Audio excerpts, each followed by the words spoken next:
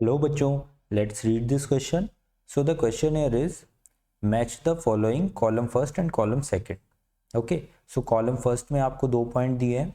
The first point is unit of gravitational potential and second is unit of gravitational potential energy. और column second में आपको कुछ units दी हुई हैं, तो आपको करेक्ट यूनिट मैच करनी है यहाँ पे. सो देखो की कॉन्सेप्ट इस क्वेश्चन में आपका क्या होने वाला है.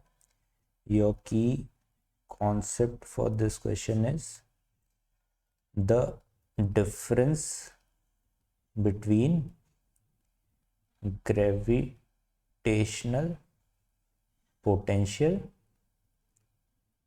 and gravitational potential energy. ठीक है, अब देखो ये दोनों टर्म्स में एक्चुअली में कंफ्यूजन होता है क्योंकि दोनों में ग्रेविटेशनल पोटेंशियल आता है. तो कौन सा टर्म क्या होता है ये हमें बेसिक डेफिनेशन इनकी पता होनी चाहिए. ठीक है, सो देखो हमारा ग्रेविटेशनल पोटेंशियल क्या होता है.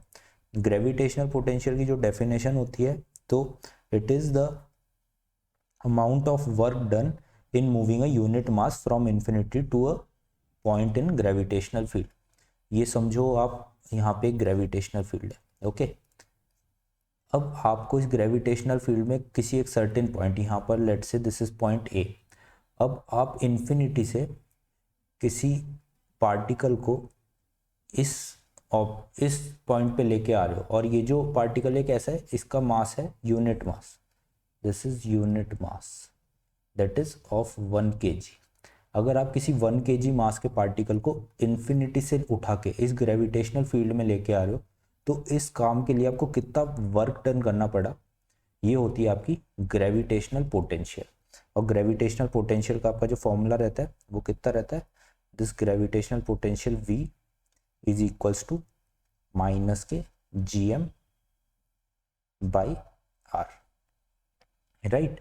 और ये जो M होता है ये मास होता है उस ऑब्जेक्ट का, ये जो आपका ऑब्जेक्ट है जिसकी वजह से ग्रेविटेशनल फील्ड क्रिएट हुई है. ठीक है, इस ऑब्जेक्ट का मास आपका होता है M, G ग्रेविटेशनल कांस्टेंट आपका होता है और R होता है डिस्टेंस इन दोनों के बीच का. ठीक है, this is the R. So this is the formula for your gravitational potential. और तो इससे देख के आपको पता चल ही रहा है कि ये क्या है, this is joule per kg, क्योंकि वर्क डन आप कर रहे हो on a unit mass system, तो this is joule per KG.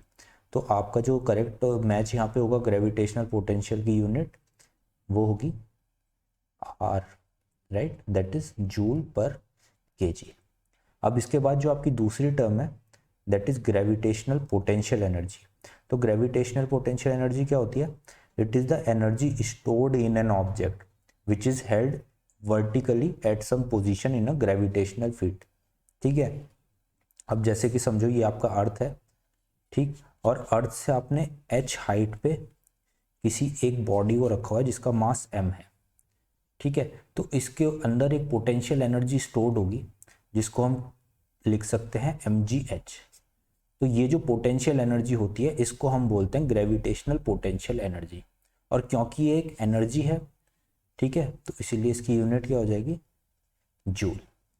सो यहाँ पे जो आपका करेक्ट ऑप्शन हो जाएगा बी के साथ, दैट इज पी, जूल. तो आपका ऑप्शन बी का करेक्ट मैच होने वाला है P, that is joule. So I hope you understand this question. Good luck.